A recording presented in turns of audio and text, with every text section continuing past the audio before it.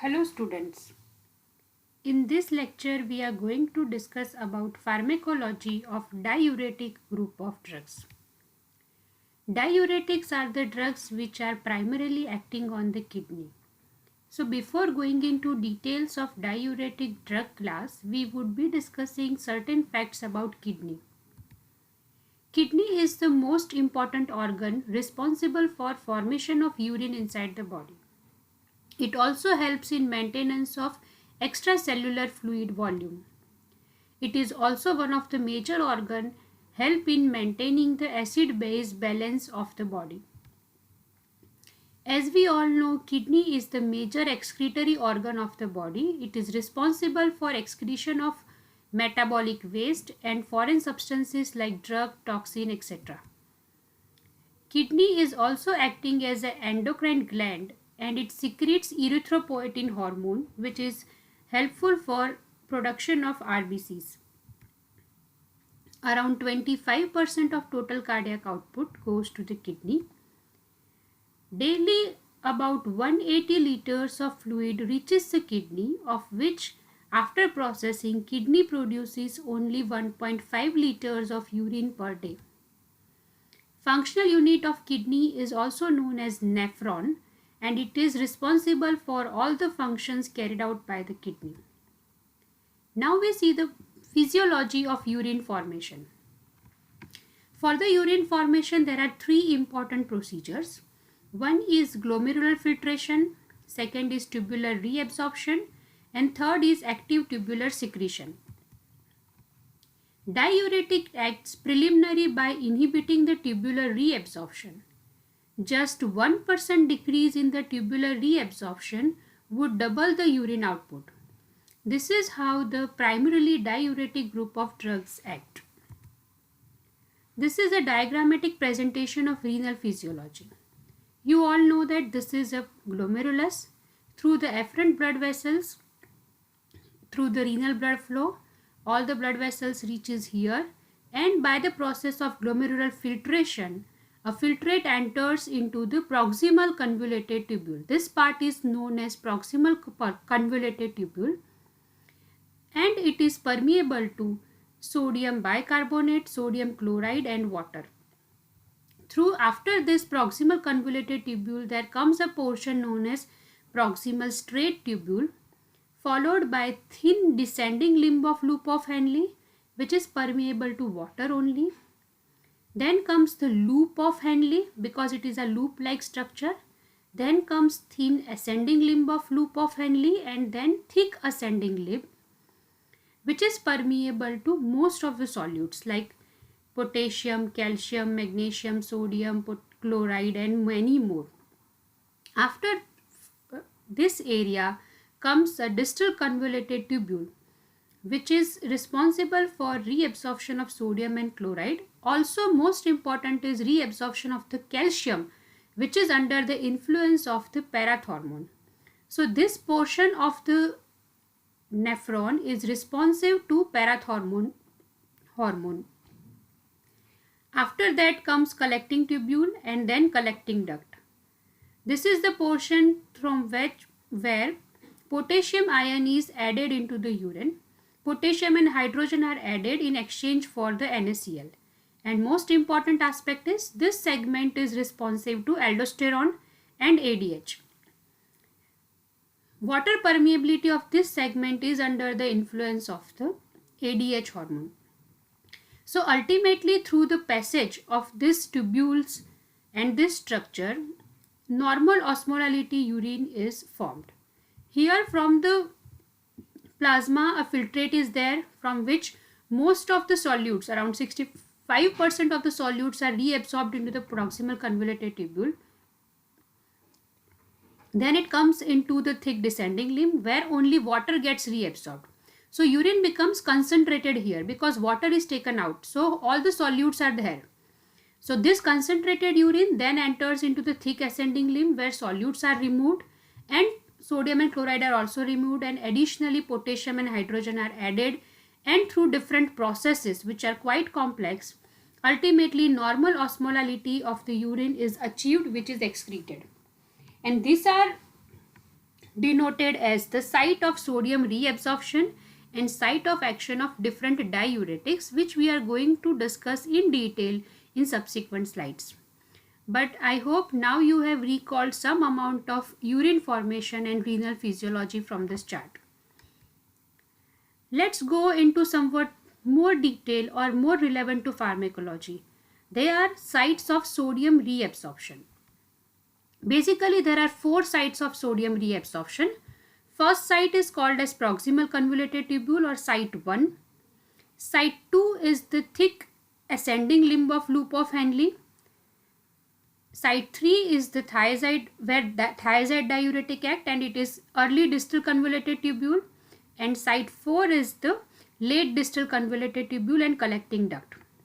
Here into the site 1, that is proximal convoluted tubule, around 65% of sodium reabsorption occur, where drugs like mannitol and other osmotic diuretic act. Site 2 is the site from where 20% of the sodium reabsorption occurs, where the highest efficacious loop diuretic or furosemide act. Site 3, 10% of the solutes are reabsorbed, and here the thiazide group of drugs act. And site 4, collecting duct, where 1 to 5% of the sodium reabsorption occur. An interesting fact is that once it is inhibited, the subsequent site, they have capacity to enhance or overcome the sodium reabsorption.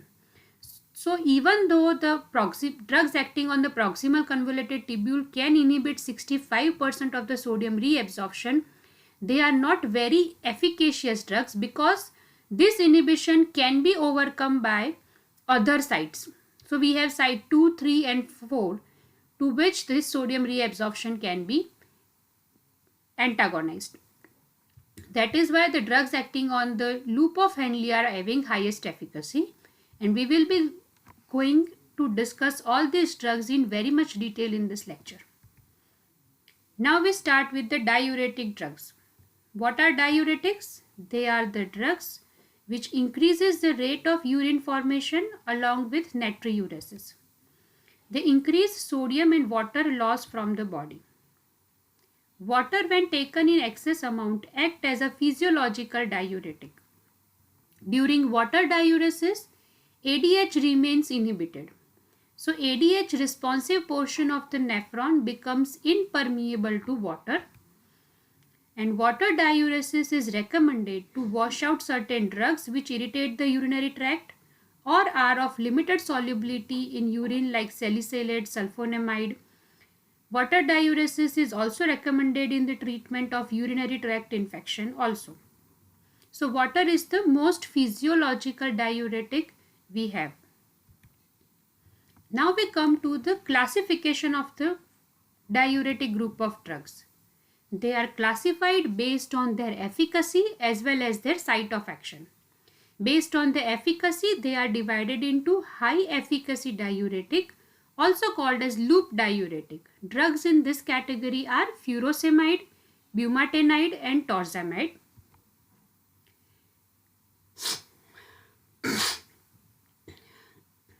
Then comes medium efficacy diuretic, that include thiazide and related diuretic. Drugs are hydrochlorothiazide, benzthiazide, clopamide, chlorthalidone, zepamide, indapamide, etc. Then comes weak diuretic or adjuvant diuretic. They are carbonic anhydrase enzyme inhibitors like acetazolamide. Potassium sparing diuretic, they are of two varieties. One is aldosterone antagonist like spironolactone and eplerenone, and second is inhibitors of renal epithelial sodium channel, that is triamterene and amiloride. Another weak diuretic is osmotic diuretic like mannitol, isosorbate dinitrate and glycerol. We first start our discussion with the high ceiling or loop diuretics. Prototype of this drug category is furosemide. It is the prototype drug of loop diuretic. They are rapidly acting, highly efficacious diuretic drugs. They produce maximum natriuretic effect. Diuretic response increasing with increase in the dose, and up to 10 liters of urine can be produced. Furosemide is having very steep DRC without having ceiling effect. If you remember the dose response curve, you know that when we increase the dose of any substance, response increases proportionately from the lectures of pharmacodynamics. But when you go on increasing in the dose of a drug, a point will come that after that point, increase in the dose would not cause increase into the response. That dose is called as ceiling dose, and that effect is called as ceiling effect, or the maximum effect a drug can produce. After that, even if you give more dose, the response is not increased. High ceiling diuretic furosemide has a characteristic that it is having very high ceiling dose, which means you can go on increasing the doses. Even small increment into the dosage would give you the more response. Moreover, the DRC is steep, which means very small incremental doses will produce drastic change into the responses.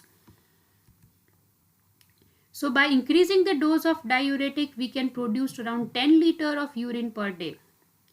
And another advantage is that these drugs are active even in patients with relatively severe renal failure. Most of the diuretic has to reach their site of action, either site 1, 2, 3 or 4. For that, renal blood flow has to maintain, drug has to go through the glomerular filtration, drug has to reach that site of action. For that, some amount of renal function is required. But furosemide is a drug which can be useful into the severe renal failure also. Onset of action of furosemide is very prompt. After IV administration, action starts in 2 to 5 minutes. After intramuscular administration, 10 to 20 minutes, and after oral administration, 20 to 40 minutes.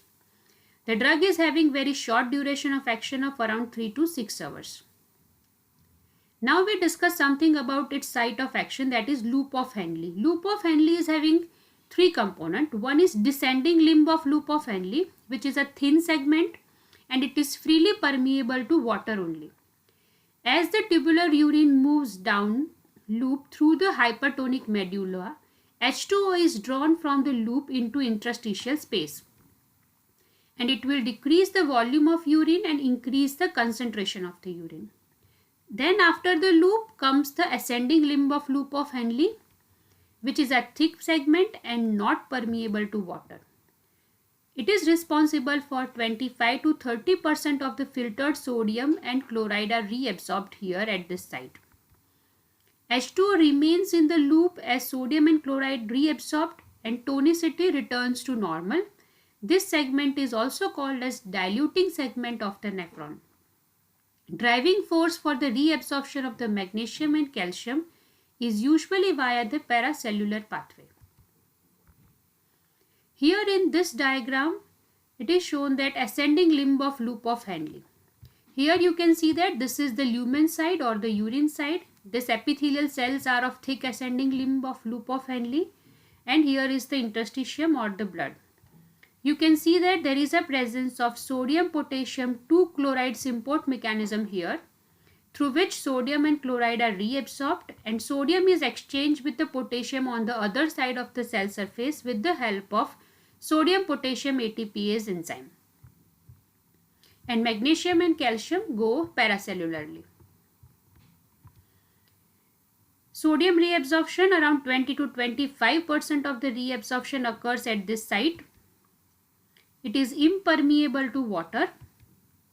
Sodium enters through the sodium potassium 2 chloride co-transporter mechanism and pumped to ECF by sodium potassium ATPase, and potassium excretion also occurs at this site.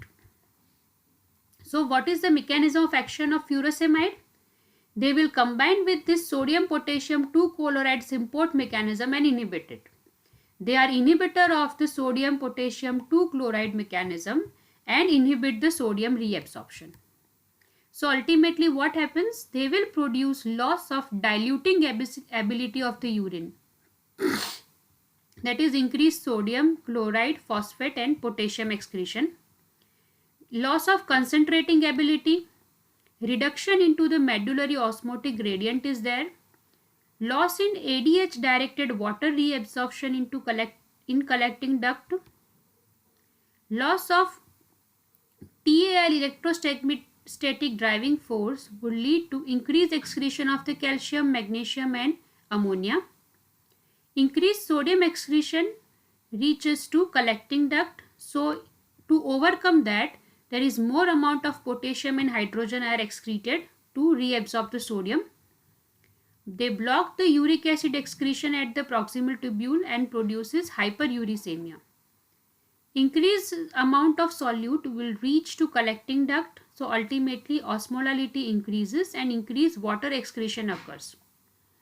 They are also acting as weak carbonic anhydrase inhibitor and increase excretion of HCO3 ion. Another prostaglandin mediated action of furosemide is that they increase the systemic venous capacitance and decrease left ventricular filling pressure. If we see the pharmacokinetic aspect, this chart shows the relative potency, oral bioavailability, half-life and route of elimination for different high ceiling diuretic. All are taken orally. Half-life ranges from 1 to 3 hours and most of them are either excreted through kidney or through the metabolism. Now we come to the therapeutic uses of furosemide. Most important therapeutic use is edema. They are the drug of first choice for reduction of edema. They are used irrespective of the etiology of edema. That is, either edema can be cardiac edema, hepatic or renal. And whatever is the cause for the edema, furosemide can reduce the sodium and water and decrease the fluid load from the body. They are preferred into the CHF patient for rapid mobilization of the edema fluid, especially into the left ventricular failure. They are drug of choice in nephrotic and other forms of resistant edema also. They decrease the need for dialysis in impending acute renal failure patients. Another important use is acute pulmonary edema or acute left ventricular failure, which is usually a complication of myocardial ischemia. Prompt relief is seen usually after IV administration. When we administer furosemide IV, initial action is mainly because of the vasodilatation, which would lead to pooling of blood. Subsequently, decreased blood volume and venous return occurs and decreased preload and afterload is seen. Other use is cerebral edema. Here they are combined to improve efficacy of osmotic diuretic. Another therapeutic use is hypertension. For hypertension, furosemide is not the first choice of diuretic. It is only preferred in presence of renal insufficiency, congestive heart failure, in resistant cases or in hypertensive emergencies. They are always given along with the blood transfusion in severe anemia to prevent vascular overload to the patients. Another use is they are useful for treatment of hypercalcemia and renal calcium stones because of their action of increased calcium excretion and urine flow. After knowing the therapeutic uses, we discuss the adverse drug reaction of furosemide that include hypokalemia, metabolic alkalosis, depletion of ECF volume. All these adverse drug reactions are nothing but extension of the pharmacological effect only. Along with the sodium, potassium is also lost and water is lost. Potassium is lost leading to hypokalemia and water loss would lead to profound extracellular fluid volume depletion. All this together would lead to metabolic alkalosis. Furosemide by chemical nature is a drug which can produce toxicity to the ear cell and it is ototoxic drug. It produces hypocalcemia and hyperuricemia and may precipitate the acute attack of gout into susceptible individuals. It produces hypomagnesemia and hyperglycemia also. Because of the hyperglycemia, this drug should be used very cautiously into patients of diabetes. Now we come to drug interactions of furosemide. They causes displacement of the plasma protein binding of clofibrate and warfarin and their toxicity increases. Lithium clearance is decreased and increased toxicity of lithium is seen. Lithium is one of the drugs which is used for the treatment of mania and when the toxicity occurs, there is a monitoring required. Loop diuretic increase renal toxicity of cephalosporin group of antibiotics. Additive toxicity with other ototoxic drug is also seen, like streptomycin. So this drug should not be combined with any other ototoxic drugs. Inhibitors of organic acid transport like probenecid and NSAIDs will shift the dose response curve of loop diuretic to the right side, and they decrease their effect. They increase the digitalis toxicity because of the hypokalemia. Whenever potassium concentration fluctuates, toxicity of the digitalis increases, and we will be discussing again this into detail when we discuss lectures of congestive heart failure, where we discuss digitalis. Furosemide possesses cross reaction with the sulfa drug. That is why it should be avoided into the patient, those who are allergic to sulfa drugs. This finishes our discussion on loop diuretic. Next type of diuretic is thiazide and related diuretic. Drugs in this category are hydrochlorothiazide, chlorthalidone, etc. They are considered as medium efficacy diuretic, but they are drug of first choice for hypertension. And their site of action is distal convoluted tubule. What happens as distal convoluted tubule? 10% of the filtered NaCl is reabsorbed here and water follows passively. Sodium and chloride neutral co-transport mechanism is there, and calcium is actively reabsorbed via apical calcium channels and basolateral sodium calcium exchanger mechanism, which is under the control of PTH hormone.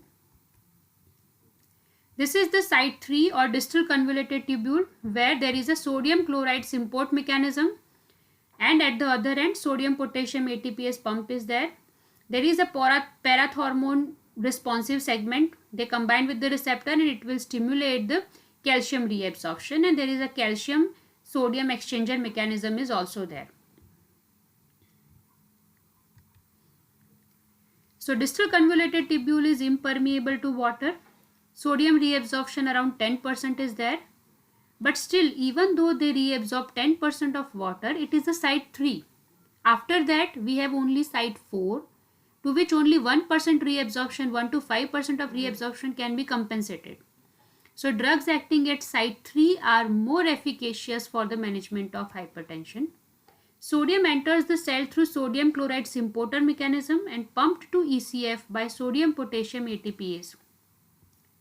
Thiazide in related diuretic, mechanism of action is site 3, that is distal convoluted tubule or cortical diluting segment,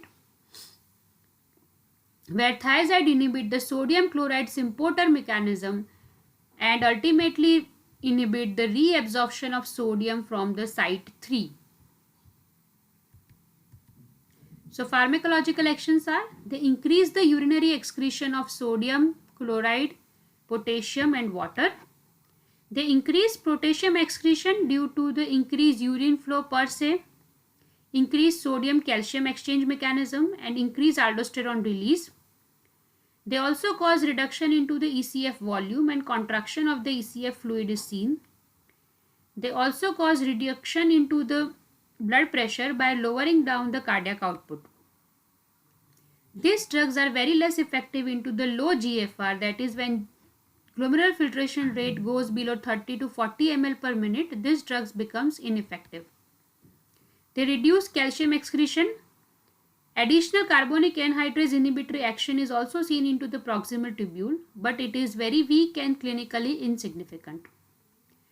This is the pharmacokinetic profile comparison of different drugs belonging to thiazide category that include hydrochlorothiazide, bendroflumethiazide, chlorothiazide, polythiazide, chlorthalidone, etc. All are absorbed orally. Half-life ranges from 1 to 2 hours to up to 45 to 50 hours. And some of them are excreted through renal tissue, some of them are excreted into bile and some are metabolized, as you can see here. But most of the drugs can safely be given into patients. Now we come to the therapeutic uses of thiazide group of diuretic. First use is hypertension. This is in contrast to loop diuretics. Loop diuretics means furosemide. They are to be given into the patients of edema as drug of first choice. And thiazide diuretic are to be given into the patients of hypertension as drug of first choice. They are used widely for the treatment of hypertension. Initial fall in blood pressure is mainly because of the diuretic action. Diuresis occurs, so there is reduction into the plasma and ECF volume by 5 to 15%. So reduction into the cardiac preload and decreased cardiac output and fall in blood pressure is seen. But this fall in blood pressure cannot last longer because constant fall in blood pressure will cause activation of the compensatory mechanism like renal and other. And long-term blood pressure regulation is mainly because of the small but persisting loss of sodium, that is around 5% of sodium is lost and volume deficit is seen. There is decreased stiffness of the vessel wall and increased compliance and dampen the responsiveness to constrictor stimuli, that is norepinephrine and angiotensin II. The reduction into the total peripheral vascular resistance occurs, which is responsible for long-term maintenance as fall in blood pressure. So antihypertensive action of thiazide diuretic occurs at two steps. First step is diuretic action, causes loss of sodium and water, reduced plasma volume, ECF volume is reduced, decreased cardiac preload, decreased cardiac output and fall in blood pressure. But that cannot be sustained long. It is overcome by the renin release and ultimately blood pressure comes to normal. Long-term mechanism is there is persistent loss of sodium from the blood vessel, which will decrease the vessel wall stiffness, increase compliance and decrease responsiveness to the vasoconstrictor stimuli, ultimately leading to reduction into the total peripheral resistance and fall in blood pressure. These drugs are inexpensive but efficacious and well tolerated, and they produce energy additive or synergistic effect with almost all other agents. Other uses are it can be useful for edema but not as a first choice. It is used for mild to moderate cases only. They act best in cardiac edema. They are less effective in hepatic or renal edema, and they are powerless in presence of renal failure. Other uses nephrogenic diabetes insipidus, where paradoxically they reduce the urine volume. Hypercalciuria with recurrent renal calcium stones can also be treated with thiazide diuretic because they reduce the calcium excretion. Adverse drug effects are hypokalemia, metabolic alkalosis, hypomagnesemia, and extracellular fluid volume depletion. Other actions are hypercalcemia, hyperuricemia, and precipitation of the acute attack of gout into certain susceptible individuals. They produce impotence as a side effect and hyperglycemia. So it should be used very cautiously into patients of diabetes. Another important side effect is increased LDL. That is why they are also to be used very carefully into patients of hypertriglyceridemia. Next category of the diuretic is the potassium sparing diuretics. So till now we have discussed two categories. One is loop diuretic, second is thiazide group of diuretic. Now we move to the third group, that is potassium sparing diuretics. This agent inhibits the sodium absorption in later part of the distal tubule and indirectly suppresses the secretion of the potassium and hydrogen. It includes aldosterone antagonist, that is spironolactone and eplerenone, inhibitors of renal epithelial sodium channel, that is triamterene and amiloride. Major site of action is collecting tubule, which is responsible for 2 to 5% of NaCl reabsorption, responsible for determining the final concentration of sodium in the urine. Sodium-potassium exchange usually occurs here, and aldosterone increases the activity of the apical membrane channels and basolateral sodium-potassium ATPase pump. It is the major site of potassium excretion inside the body. It is impermeable to H2O in absence of ADH and dilute restricted urine is produced from here. It is only site in nephron where membrane H2O permeability can be regulated. ADH increases permeability to H2O. Site 4 is shown here, that is distal tubule and collecting duct, collecting tubule, and where one is the renal epithelial sodium channels are there, and aldosterone comes, they combine with the receptor of the aldosterone, and it will stimulate the sodium reabsorption and the functioning of sodium potassium ATPase pump.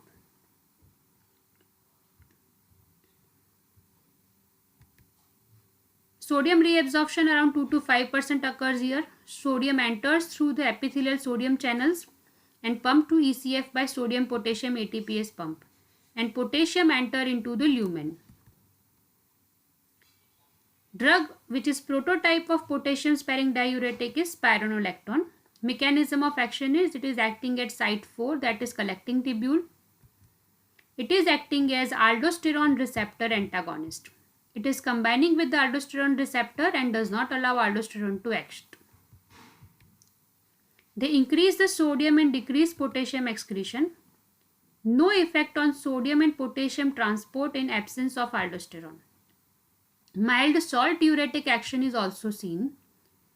Antagonizes the potassium loss induced by other diuretic and slightly adds to their natriuretic effect. Potassium retaining action develops after 3 to 4 days and increases the calcium excretion by a direct action on renal tubules. If we see the pharmacokinetics, oral bioavailability, microfine powder tablet bioavailability around 75%. It is completely metabolized into the liver. Active metabolite is canrenone. Half-life of spironolactone is around 1 to 2 hours, but that of canrenone is around 18 hours. Dose is 100 to 200 mg per day. Now we see the therapeutic uses of spironolactone. It is drug of choice for edema, which is more useful when aldosterone level is the cause. It is more useful in cirrhotic and nephrotic edema. It is also helpful for breaking the resistance to thiazide diuretic, and it is also employed in refractory edema as an additional drug. They are used into the hypertension as adjuvant to thiazide to prevent hypokalemia. They can also be used for the management of congestive heart failure, where they retard the disease progression in moderate to severe heart failure. Adverse drug reaction of potassium sparing diuretic, most important is hyperkalemia. As the name suggests, they are potassium sparing. They retain the potassium ion inside the body and produce hyperkalemia as a side effect. They produce metabolic acidosis, and because of the chemical structure similar to the other steroids, spironolactone produce certain hormonal side effects like impotence, gynecomastia, menstrual irregularities, deepening of voice, and hirsutism.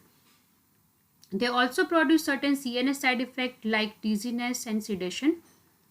Rarely they produce gastritis, nausea, and vomiting. There are certain drug interactions to be remembered with spironolactone. They should not be given together with other potassium supplements because they produce dangerous hyperkalemia. Aspirin blocks spironolactone action by inhibiting tubular secretion of canrenone, so they should not be given together. Together with AC inhibitors or angiotensin receptor blockers, they produce pronounced hyperkalemia, so this combination should be avoided. Spironolactone increases the plasma digoxin concentration and the toxicity of digoxin may rise. Another drug from the same category is eplerenone, which is a recently developed molecule, more selective aldosterone antagonist. An advantage is it is devoid of that hormonal side effects like gynecomastia, impotence, menstrual irregularities. The chances are very less with this drug. Now we come to the second category of potassium sparing diuretic, that is inhibitor of renal epithelial sodium channel drugs. They are triamterene and amiloride. Their mechanism of action is they directly act at the renal epithelial channel. Epithelial sodium channel is usually blocked by this drug, so the sodium reabsorption does not take place.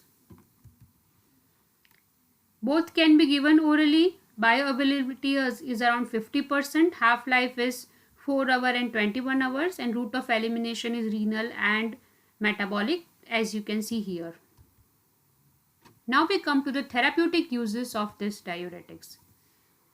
They enhance the diuresis which is caused by other diuretic, and they prevent hypokalemia because they produce hyperkalemia as a side effect. That is why they are used always in combination with loop and thiazide diuretic to overcome this. The agent will block the sodium channels. They are also useful for treatment of cystic fibrosis and also useful for treatment of lithium-induced diabetes insipidus. So adverse drug reactions of amiloride is hyperkalemia, and for tamtarin it is hyperkalemia, renal stones and interstitial nephritis. Rarely it can cause megaloblastosis also, which requires monitoring. Now we come to the next class of diuretic, that is carbonic anhydrase inhibitors. The main mechanism of action is they inhibit the carbonic anhydrase enzyme. This enzyme is responsible for conversion of H2CO3 into H2O plus CO2. And this conversion is usually responsible for maintaining the ionic gradient among the cells. Carbonic anhydrase inhibitor will inhibit this enzyme and they produce their pharmacological actions. Main site of action is site 1 or proximal convoluted tubule. High resorptive capacity is there with proximal convoluted tubule. It can reabsorb around 65% of filtered sodium and chloride. Also HCO3 minus, potassium, glucose and amino acids are reabsorbed here. But the main disadvantage is it is the site 1. If we inhibit this site, there are 3 further sites, site 2, 3 and 4, which can compensate the effect. So drugs acting on the proximal convoluted tubule, even though they inhibit the maximum amount of solute reabsorption, they are weak efficacy because their effect can be compensated by site 2, 3 and 4. H2O usually follows passively into proximal convoluted tubule. Solute and H2O reabsorb to the extent that urine become isotonic here, around 300 millimole per liter. Here is the diagrammatic presentation, that is site 1 proximal tubule. 4 mechanism of sodium transport is there. One is direct entry of sodium, which is electrogenic mechanism. Coupled transport of sodium and potassium, which is responsible for active reabsorption of glucose and amino acids. Exchange with the hydrogen and paracellular along with the chloride. Prototype of this drug group is acetazolamide. It is a sulfonamide derivative. It causes inhibition of HCO3 and accompanying sodium reabsorption into the proximal tubule and produce prompt but mild alkaline diuresis. Inhibition of secretion of H plus into distal convoluted tubule and collecting duct is also seen. Sodium exchange take place only with excess of potassium loss. Some degree of natriuresis cause the most marked kaliuresis. This is the enzyme, or this is the drug which will produce the sodium loss, and along with the potassium loss is the maximum. Urine is alkaline and rich in bicarbonate, sodium and potassium. Continued action depletes the body HCO3 level and produce metabolic acidosis. Less HCO3 filtered at the glomerulus, and ultimately self-limiting action of the diuretic is seen. So acetazolamide itself can inhibit its own action. That is why it is weaker acting and cannot be used for prolonged period of time. It is having certain extrarenal actions also, like decrease aqueous humor formation, which is also rich in HCO3 ion. By decreasing the aqueous humor production, they are useful for lowering the intraocular pressure and useful for glaucoma patient. Raised level of CO2 into the brain and lowering of the pH is seen. Sedation and elevation of seizure threshold can be there. Alteration of CO2 transport into lungs and tissue. These actions are masked by compensatory mechanism. Decreased gastric HCl and pancreatic NHCO3 secretion is also seen at very high doses. So if we see the therapeutic uses of carbonic anhydrase inhibitor, they reduce aqueous formation. That is why they are useful for management of glaucoma, where acetazolamide is preferred orally and dorzolamide is preferred topically. They produces metabolic acidosis. So they are drug of choice for metabolic alkalosis, for acute mountain sickness, for urinary alkalinizer agent, and for the treatment of petit mal epilepsy. So these are the conditions where we need to use acetazolamide as drug of first choice. Adverse drug reaction are metabolic acidosis, hypokalemia, drowsiness, paresthesia, abdominal discomfort, hypersensitivity reaction, and bone marrow depression. Next category is osmotic diuretic. Prototype of this drug is mannitol. Mannitol is pharmacologically inert and non-reactive substance, non-electrolyte of low molecular weight. It is freely filtrable. Little or no tubular reabsorption takes place and it is resistant to degradation by tubule. It increases the urinary volume and increases excretion of all cations and anions. They limit the tubular water and electrolyte reabsorption by retains the water isoosmotically in proximal tubule, dilutes luminal fluid which opposes this NaCl reabsorption. They inhibit the transport process into thick ascending limb of loop of Henle, expand extracellular fluid volume and increases the GFR and inhibit the renin release, increases the renal blood flow to the medulla and reduced medullary hypertonicity and dissipated corticomedullary osmotic gradient. Ultimately, reduced passive salt reabsorption occurs. Reduction into the CSF pressure and volume is also seen, and reduction in the intraocular pressure is also seen. So therapeutic uses are reduction of CSF pressure and volume. So mannitol is drug of choice for increased intracranial tension followed by head injury or stroke. Reduce intraocular pressure. They are drug of first choice for acute congestive glaucoma. Maintain GFR and urine flow. So they are useful for the treatment of impending acute renal failure. Example in cases of shock, severe trauma, cardiac surgery, hemolytic reaction and others. Adverse drug reactions are hyponatremia, headache, nausea and vomiting and hypersensitivity reaction. So this finishes our discussion on different varieties of the diuretic. Here is the chart just to summarize different ion losses by different class of diuretics. Sodium loss is maximum with the loop diuretic. Proportionate potassium loss is the highest with the carbonic anhydrase inhibitor. Potassium sparing diuretic will not cause excretion of the potassium. Rest of the ions are shown as plus, minus or 0, and this will help you in understanding the effect of different diuretic on the different solutes. Last small topic is antidiuretic drugs. Till now we are discussing diuretics. Now what is antidiuretic? Vasopressin is known as antidiuretic hormone. It is a peptide hormone of 9 amino acids. It is synthesized in hypothalamus and released by posterior pituitary. Main stimuli for its release is hyperosmolality. There are two types of vasopressin receptor, V1 and V2. V1 receptor stimulate the smooth muscle construction and V2 receptor will stimulate the water reabsorption into renal tubule. Antidiuretic is desmopressin. It is a synthetic analog of vasopressin. Longer duration of action as compared to vasopressin. Uses: it is used for the diabetes insipidus of pituitary origin, bedwetting into children, and in hemophilia where increased factor 7 is there. Adverse drug reaction is contraction of the smooth muscle. That is why they should be used very cautiously into patients of angina pectoris. And vasopressin antagonists, that is dimeclocycline and lithium, they are used in the treatment for syndrome of inappropriate secretion of antidiuretic hormone. But these things are little complex and you will be learning in detail about them into third year or medicine lectures.